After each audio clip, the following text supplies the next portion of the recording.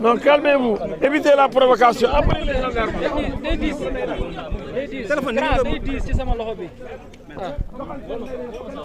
C'est bon.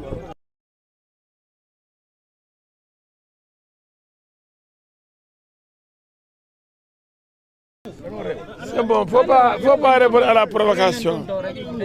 Voilà, dañuy tardé loolu lañ bëgg sax ay buzz. 5, 4, 3, 2, 1, 0.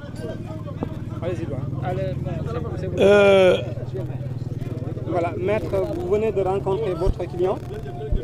Qu'est-ce qui s'est passé déjà et quelles sont les informations que la presse peut avoir à la sortie de votre visite avec M. Bougane Gueye Dany? Oui, messieurs les journalistes, je suis avec mon confrère Maître Ba de Tambacounda. Nous avons assisté notre client,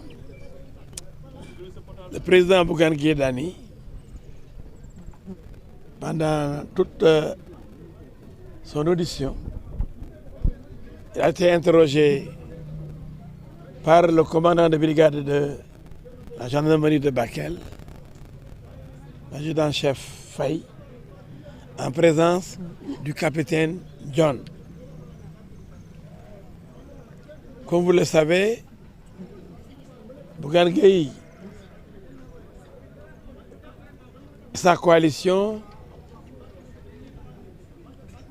composée pour l'essentiel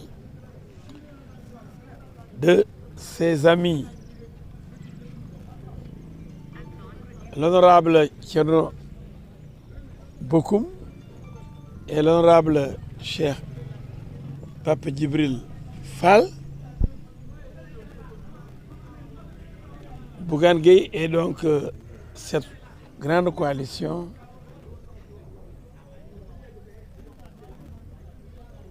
sont victimes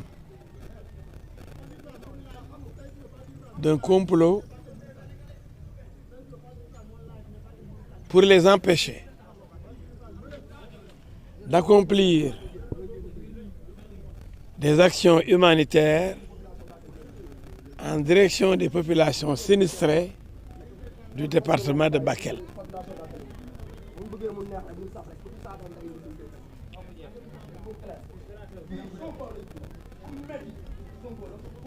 Le sieur, le président Bougane Gueye a été arrêté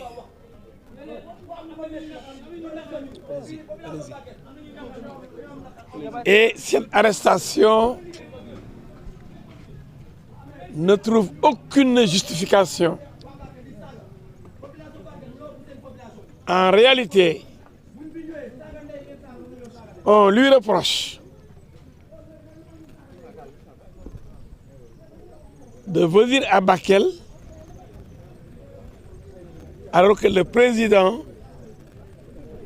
de la République s'y trouve.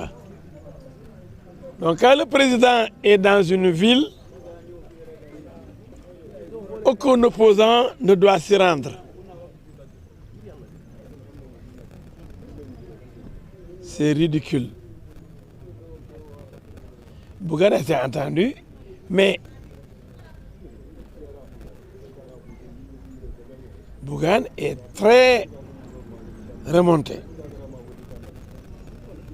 Et là, il a une colère noire contre ce communiqué de la gendarmerie qu'il a déchiré d'ailleurs, qui parle de rébellion et de refus d'obtempérer. Mais c'est extraordinaire. Bougane n'a commis aucun acte de rébellion. C'est lui-même qui a dit aux gendarmes, quand il a voulu marcher, quand on l'a empêché de continuer sa route jusqu'à Bakel, quand on l'a empêché donc de continuer son chemin, c'est lui-même qui a dit aux gendarmes au capitaine, mais vous voulez m'arrêter? Arrêtez-moi. Le gendarme lui dit, comme vous voulez que je vous arrête, je vous arrête. Donc où est la rébellion? Quelqu'un qui dit arrêtez-moi, on dit qu'il s'est rebellé. Par rapport au refus d'obtempérer, il n'y a aucun refus d'obtempérer parce que Bougane, quand on lui a demandé de s'arrêter, il s'est arrêté et il a marché. Donc aucune infraction n'existe dans ce dossier. On va me dire en gros, ouais, il dit que tout le temps le dossier est vide. Mais ce dossier est plus vide que le vide. C'est du néant. Il n'y a absolument rien, aucun élément constitutif d'une infraction. Il y a simplement le désir de faire mal, parce qu'au moment où les gens s'amusaient ailleurs, la coalition de Bougane a décidé de venir rencontrer les populations sinistrées du département de Bakel. Et c'est ça qui fait mal. C'est ça qu'on n'a pas pu accepter. Parce que Bougane et sa coalition ont frappé un grand coup en venant soulager les populations de Bakel au moment où les autres faisaient la fête à Dakar. C'est ça le problème. Le président, il a pris les airs. Donc par rapport au communiqué qui dit qu'on a demandé à Bougane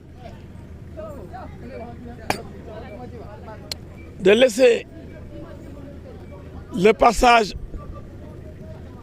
au cortège présidentiel, donc de s'arrêter momentanément, c'est ça qu'on lui reproche.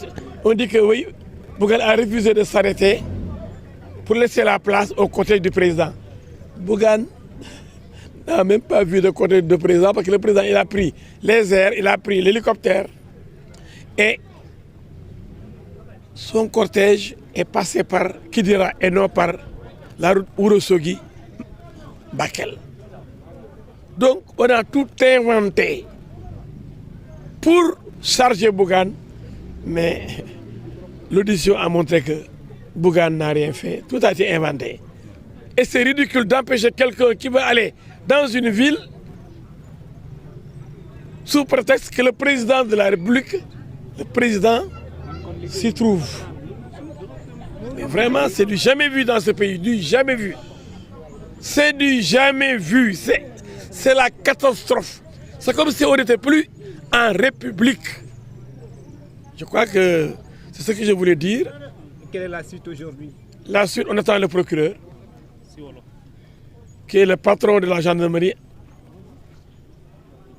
en matière d'enquête judiciaire. C'est le directeur de la police judiciaire. Le procureur, c'est le patron de la gendarmerie et de la police quand il y a enquête judiciaire. Maintenant, demain, il sera déféré devant le procureur de Tambacounda. Je pense qu'il y aura un classement sans suite. Parce que ce dossier-là, si on l'envoie en audience, mais qu'est-ce que le procureur va dire? Il n'aura aucun élément pour charger Bougane. Au contraire, ça, c'est pas bon pour l'image de notre justice. C'est indigne de notre justice. C'est pas parce qu'on est opposant, alors qu'on récolte toutes sortes d'attaques, d'agressions, de dénonciations. D'ailleurs, Bougane a décidé de porter plainte contre les auteurs de ce communiqué qu'il a diffamé. Oui, ce communiqué, comme il l'a dit, constitue une diffamation. Donc vous allez déposer une plainte contre la gendarmerie? Et peut-être même les patrons, plus haut même.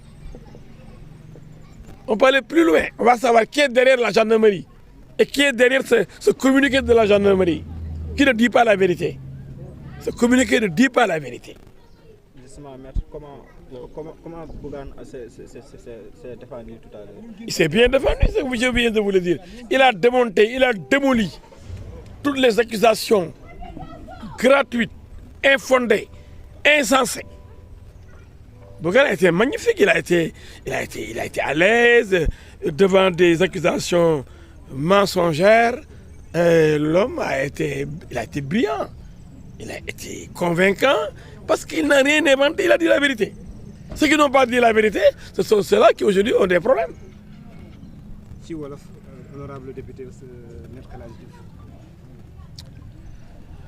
Diouf. waaw li ma leen mën a wax journaliste yi mooy Bougane Gueye Dany tey man ak suma xarit bi sama mbokk avocat bi di baat nekk Tambacounda ñoo ko taxawu ñoo teewee audition bi mooy laaj yi ñu ko doon laaj ginnaaw ñu jàpp ko jàpp bu mësul am bu doy waar boo xam ni dafa ñëwoon moom ak ay nawleem ci seen coalition sàmm sa kàddu muy honorable Thierno Bocoum ak honorable Pape Djibril Fall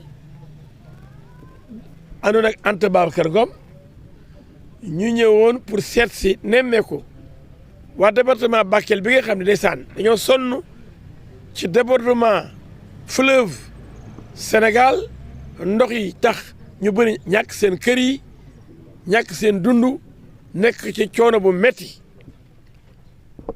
bi ñëwee ba jub Bakel jóge Ourossogui ñu arrêté leen ndax yoo ñu ne président mu ngi Bakel président bu nekkee Bakel lu ci yoonu keneen ku mu nekk kenn war a dugg Bakel ku lu teg président war a dugg Bakel président sax du président Pastef président Sénégal moo ñëw Bakel même opposition mën nañ ko teeru sax bu leen neexee ndax président ñëpp la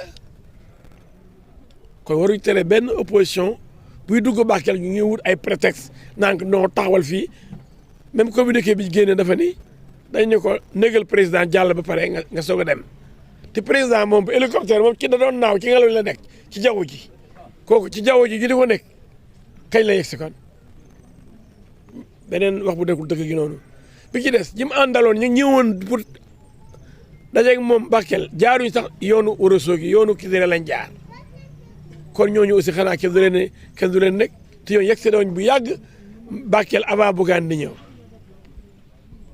kon jàpp Bougane bi daal jaaxal na Sénégal yëpp mooy président la bu nekkee Thiès wala Ndar wala Kaolack Bougane waru faa dugg président tey bu nekkee Ziguinchor Bougane day nekk ba président génn kon Ziguinchor waaw yi Sénégal boobu dafa am Sénégal yoo xam ne daal ci ay pàcc la yoo xam ne bu fa président taxawee képp koo xam ne àndoog moom wala déggoowu leen waroo faa dugg loolu yëpp dofa ngi nii yéen gis tey man dama yaakaar ni président bu ñëwee sax Bakel du président Pastef président ñëpp la mooy président Bougane sax bu neexoon Bougane ak ñoom Thierno Bocoum yi ñëw teere ko tàcc ko tax mooy seen président kon ñëw fi en tant que président Pastef mais naan négal président bu jàllee ñu ne dañ ne ko négal président bu jàllee nga jàll c'est pas vrai président jàllul foofu président ci jaww ji la jaar ak hélicoptère am xanaa li mooy waxi dof parce que xamuñ sax lu ñuy wax ñu di ko taxal Sénégal yi lii tey dafa jaaxal ñëpp gars yi fay ñu sos créé pour ngeen gëm ni Bougane dañ ko defal lii toogal fii mu bañ bul dem mu ne damay dem déedéet moom moo wàcc bi ne ko doo dem Bakel da ngay nekk tuuti mooy lu may nekk ñu ne ko da jot ordre war a dugg Bakel ndax président moo fa nekk dégg leen wax ci waay gendarmerie bi ñëw yow dee nañ doo dugg Bakel toogal fii président dafa Bakel nga soog a dugg Bakel mu leen de kon damay dox comme sama convoi bii ma àndal moo leen jaaxal fukki oto ñett fi laa leen di bàyyi dox après Thierno Bocoum wàcc Anta Babacar Ngom wàcc Pape Djibril Fall wàcc ñu ànd ak Bougane di bëgg a dox non kii di du ngeen dox duñ dox ba Bakel bàyyi la ñu dox comme ay oto yi moo leen jaaxal bàyyi la ñuy dox Bougane bàyyi la ñu dox man damay dox kon ñu ne ko doo dox mu ne xalaat ko da ngeen may arrêté capitaine bi ne ko kon arrêté naa da nga bëgg ba arrêté la mu ne bu dee du ma dox dem Bakel man damay dox comme oto yi moo leen soof moom ngeen bëggul a gis léegi kon man maa ngi dox dem ànd ak sama gaañ yi kenn ba ku ñu wàcc ñu dox ñu ne ko doo dox Sénégal est-ce que li ma sa fi am bëgg def ci benn dëkk dox ñu ne doo dox doo dem àndoog mbooloo àndoog ay nit yu perturbé yow yaa seen ñett di ngeen bokkal seen coalition ñu ne yow déedéet dox du am luy am nag xanaa ngeen ma bëgg a arrêté ñu ne ko pour capitaine bi ko waaw kon comme da nga bëgg a arrêté la léegi je t'arrête. par rapport ak communiqué mu ne ko vous allez da ngeen di porter plainte. waaw avant loolu ñoom communiqué boobu dafa grave li mu wax ci Bougane daf ko sosal ci dafa am ay contradiction même ci biir communiqué bi par rapport li ko jàppee ne ko président moo nekk Bakel négal ba mu génn nga soog a dugg loolu waxi dof la kenn ko nangu bi ci des ñoom ñu wax ci communiqué bi nii dañ ne ko woon na toog nekk président ba mu jàll mu soog a dem te président jaarul foofu ba avion la jël hélicoptère ba pare ay nitam jaaruñ ci yoon boobu sax kon communiqué bi waxul dëgg loolu lu tudd ci olof ku waxul dëgg loo def ah man du ma ko de wala ñu naan dama saaga ay fen la en tout cas man jéemoo ko tudd mais du doy waar a ngi noonu donc ñu sosal ko pour wane ni Sénégal li tax ñu jàpp ko ndax dafa dëgër bopp dañ ne ko président ngi ñëw ne ko bu jàllee nga jàll loolu du dëgg ku ko waxuloo dëgg du ma yegg na kii dañ koy tuddee ci olof mais waxoo dëgg communiqué bi waxul dëgg te maa ngi nekk rek ëllëg bu ñu yóbboo Bougane ci procureur ma xanaa procureur def classement sans suite ah loo xam ne li ñu ko waxal dara bu ci dañ koo sos président jaarul foofu avion la jël hélicoptère la jël ci communiqué bi ñëpp lire nañ ne ko nee nañ ko droitel nekk président Diallo bu bañ ñu téye ko président kenn séenu ko foofu avion ci tali bi bu du fa taxaw ensuite cortège ñu ngi jógee Kidira ñii jógee war a soogi bokkuñu yoon te yegg nañ tax Bakel ba pare xanaa mooy sos wala ngay wax leneen nga jéem ko xam mu nur sax dëgg mais lii day mel ni ay gént loolu ñu teggi doomu yàmbur bu gën gee loolu du jaay doole sax dama bëgg xam ban texte de loi lañ lan la ay sos lañ ko bëgg jàppee ndax amuñ élément amuñ benn argument mooy lan président nekk na Bakel négal ba mu génn Bakel waroo dugg Bakel waaye waxi def yooyu kañ la am Sénégal président mu nga Thiès mu nga Saint-Louis kenn dugg Saint-Louis président mu nga Ziguinchor négal ba mu génn Ziguinchor nga sëgg a dugg Ziguinchor waaye ñun comme yow Sénégal léegi xanaa ñun nekk du Sénégal bi garaaw na ah Sénégal léegi nii lañ koy bàyyi nii. plainte bi da ngeen di plainte. waaw bu nga dee day porter plainte ndax dañ yàq deram dañ ko sosal dañ ko diffamé mooy dañ ne ko ku déglu loolu day mel ni mu Bougane dafa réew dafa dof ñu ne ko président ki jàll may ko mu jàll après nga jàll mu bañ te loolu du dëgg loolu dañ ko yàq deram day mel ni moom da doon xaru. ñan ngeen di porter plainte. waaye ma ne la ñi ko waxal loolu yëpp kii defar communiqué bi gendarme yi ak ku nekk seen ginnaaw ku mën a doon da leen wax yoon mu dëkkandigam yoon war na rëqandiku képp ku taxaw yàq deru benn sénégalais koo mën a doon nag amul gendarme amul loo koo mën a doon tey di leen dal sa kaw parce que yéen dafa metti sosal gor yàq deram tëye ko bërëb ndax loo xam ne dara du ci dëgg loolu mënu continuer ci réew mi il faut que réew bi xam ne fii réew état de droit la Sénégal kenn mënul yàq état de droit nga réew mi dictature mënu fi am ndax dafa am ay texte de loi dafa am ay ponk yu téye réew mi xam nga réew mi xale yi réew yi saaga di romb di ko ne façon boobu moo yàq Sénégal dafa war a nekk réew civilisé loolu la ba sa nekk réew moo xam ne dañuy respecté doomu aadama kenn du saaga kenn xale yi yaru waaye xale yu réew ba buccatiku di ñëw fekk ñu def conférence de presse wala point de presse ñu woy naan diw la diw boobu intéressé wuñu ku ñu intéressé mooy état de droit vive le Sénégal. Merci. Merci. Voilà.